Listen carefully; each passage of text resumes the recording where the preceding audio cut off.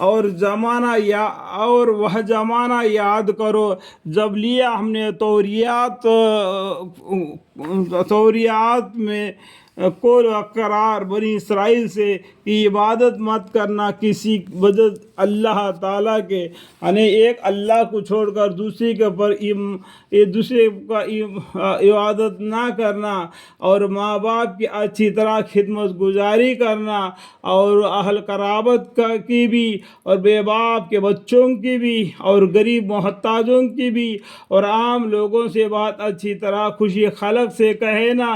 اور پابندی رکھنا نماز کی، اور ادا کرتے رہنا زکوٰۃ۔ پھر تم قول اقرار کر کے اسے پھر گئے بدل عہدے چاندے کے، اور تمہاری تو معمولی عادت ہی اقرار کر کے ہٹ جانا، اور وہ زمانہ بھی یاد کرو جب ہم نے تم سے ایک قول اقرار بھی لیا کہ ہم باہم خون ریزی مت کرنا، اور ایک دوسرے کو ترک وطن مت کرنا۔ پھر تم نے اقرار بھی کر لیا، اور اقرار بھی ضمناً نہیں بلکہ سرسریہ جیسے تم شہادت دیتے ہو۔ پھر تم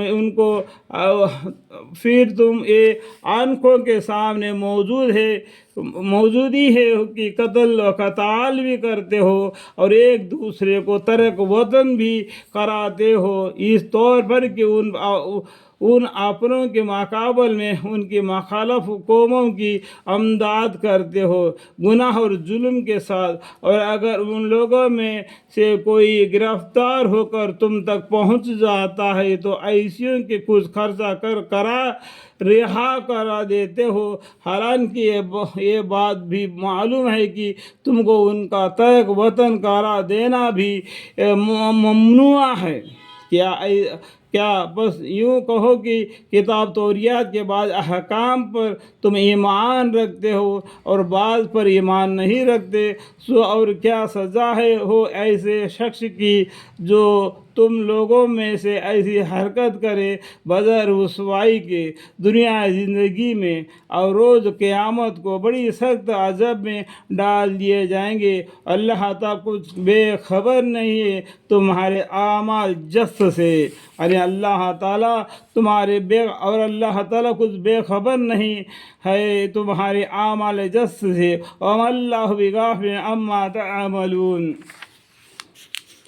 یہ وہ لوگ ہیں کہ انہوں نے دنیا زندگی کے حظوظ کو لے لیا، بعض نجات آخرت کے، سو نہ تو ان کے سزا میں کچھ تخفیف کی جائے گی اور نہ کوئی ان کی طرفداری پیروی کرنے پائیں گے۔ اللہ مغفر لی۔